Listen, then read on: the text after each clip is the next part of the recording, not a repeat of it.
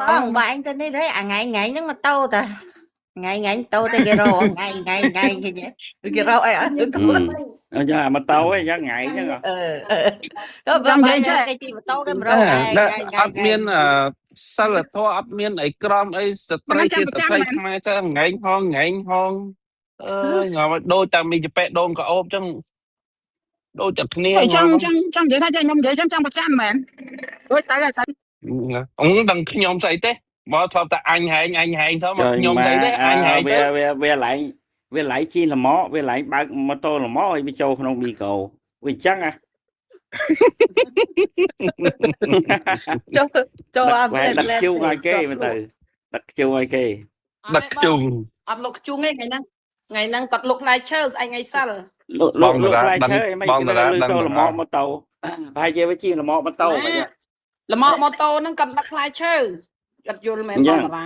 គាត់គាត់យល់ថ្ងៃនេះថាស្អែកថ្ងៃសិលហ្នឹងគាត់លុកផ្លែឈើថ្ងៃហ្នឹងស្អែកគាត់លុកផ្លែឈើនៅលម៉អីបើសិនគាត់លុកអស់លុកខ្ជុងអាហ្នឹងគាត់ដឹកទេគាត់លុកនៅផ្ទះថាអាដាហ្នឹងក៏អញ្ចឹងដែរនិយាយជាមួយប្តីអីហ្នឹងកុំអញហែង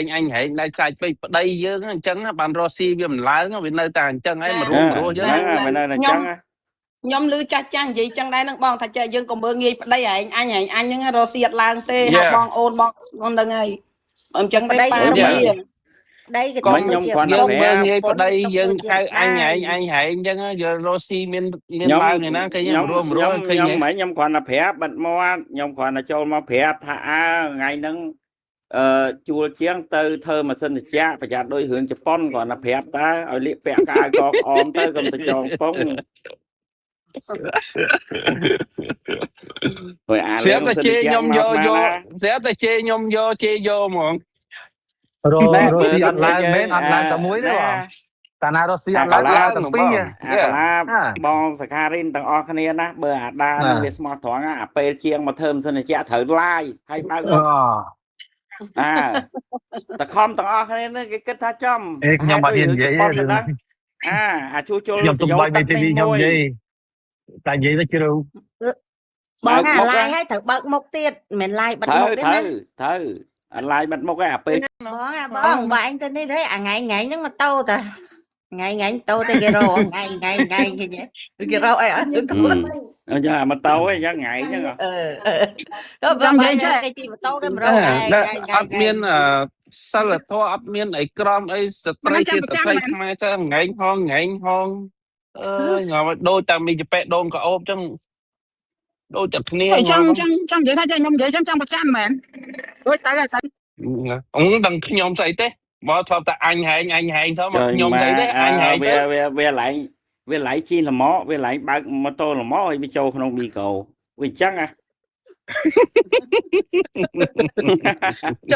ចូលអត់ដឹកជូងឲ្យគេមើលទៅដឹកជូងឲ្យគេដឹកជូងអត់លុកជូងទេថ្ងៃហ្នឹងគាត់លុកផ្លែឈើស្អែកថ្ងៃសិលលុកផ្លែឈើអីមិនគេលើសូលម៉ម៉ូតូប្រហែលជាវាជីលម៉ម៉ូតូវិញលម៉ម៉ូតូហ្នឹងគាត់ដឹកផ្លែឈើគាត់យល់មែនបងតារាគាត់យល់